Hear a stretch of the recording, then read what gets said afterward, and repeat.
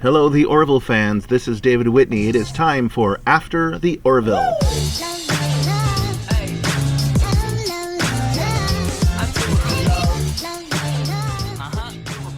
Seth MacFarlane, you son of a gun, you did it. I didn't think you were going to pull it off. As I was watching episode 3 of The Orville, called About a Girl, it became apparent that he had created a complex plot involving some seriously interesting issues in regards to these two male members of the crew who are a couple and have a child who turns out to be female. So right away you've got this unbelievably difficult thing that the cast is going to have to deal with, the crew is going to have to deal with, and I was wondering, how is he going to do this at the end? What's going to happen? And at the end of the film, well, at the end of the episode, I have to admit, Seth MacFarlane is a master storyteller. He came up with a conclusion that, you know, I was expecting, I'll be honest, I was expecting the touchy-feely thing at the end, but no, he did something I was not expecting, and I hope you've watched this episode already, because I'm probably going to spoil it for you. But there is a court proceeding, there is politics. So right away in episode 3, we are thrust into politics between two different races. Borkin's people and the Union, represented by the number one officer who takes over the role as the lawyer in the situation in court on the Borkin's homeworld. And wow. Okay, so good job, Seth, you jerk. You did it. You kicked everyone's butt on this. I think, again, I just want to elaborate that CBS really blew it. I mean, again, looking at the sets, the makeup, the costumes, the cast, and now the stories, which he has beautifully outlined and put into TV format. Well done, Mr. MacFarlane.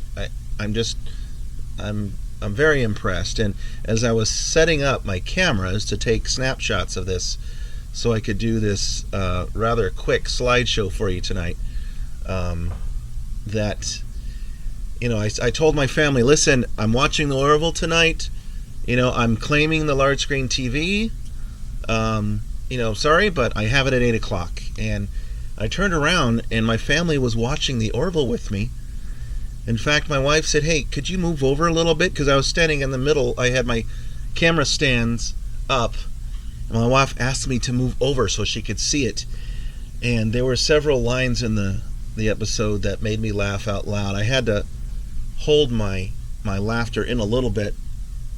But it was good stuff, and I guess I'm kind of getting sucked into his brand of humor, and I think I can identify it. When I was younger, one of the things that I tried to do with humor among my friends was to say something that was completely obnoxious and bad timing. You know, like a guy walks into the room and he's really fat, so you say, hey, fatso. You know, that's completely inappropriate. And I probably didn't do it very well when I was younger and actually offended people, but for some reason, MacFarlane's character, the captain, is able to say these things that are obnoxious and rude. And I have to admit, in a, I don't know, childish way, I'm finding that the comedy relief to be very enjoyable. Okay, so that's enough about the politics of the show. Let's get back to the coolness of what we're seeing here. So here we have this courtroom set up by the crew. Obviously put this set together. I thought it was really nicely done. The gavel was a big square, a large cube that banged on the surface of some platform, and then the judge also had a smaller cube that he would bang.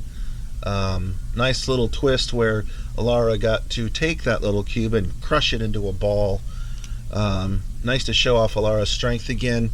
I think she's one of the characters that people are really going to love about this show. I'm really starting to enjoy all of the characters. Their little quips and their add-ins are just becoming just something I'm starting to lean on and expect and enjoy. I love the surface of the planet, how they integrated the CGI shots with the planet shots. You can see here the camera is looking down on them, and then we get a looking up view of the rocks and the terrain. Then we get a nice cave scene, and I have to admit, this cave scene looks real. A lot of cave scene looks like sprayed on paper mache walls. I'm wondering if they filmed this in a real cave somewhere, because it doesn't look, made up. I'm guessing part of it is fake, but it looked real to me. So I appreciate real locations like that, because they are hard to find, and they're a pain in the neck. And I'm sorry, I need to say hey to my fan film producer friends out there, out in making all their Star Trek fan films and whatever fan films you have. Seth MacFarlane is just kicking all our butts right now. I think we can all quit now. So everybody out there making a Star Trek fan film, sorry, but we're getting our butts handed to us by Seth MacFarlane and Company and Fox, and they're doing it they're doing absolutely everything right. The costumes are so well done. The makeup, the CGI is fantastic. The cast and crew, the acting is great. Borkin's people on this planet, they got some great actors for it. The lady who plays the female of the species, I don't know who she is. We'll have to figure that out. But she did a nice job. And overall, if it wasn't for the outrageous humor that you find in this show,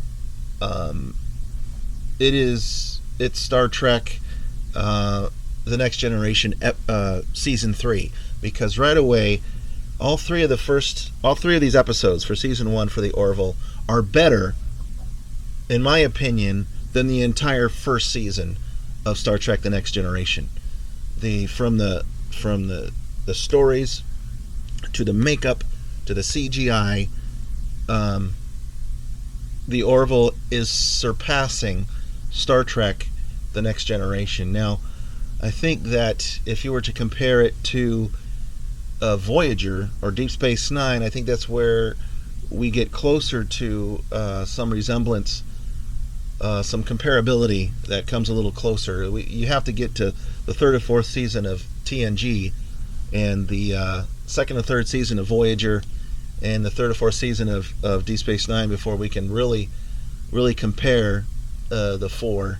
And I am comparing the four because the Orville is a good show. And you see at the end of the show, the captain and his ex-wife leave together arm in arm, obviously emotionally beat up by the experience of trying to defend this infant alien girl and to keep her from being turned into a boy by the surgeons on Borkin's planet.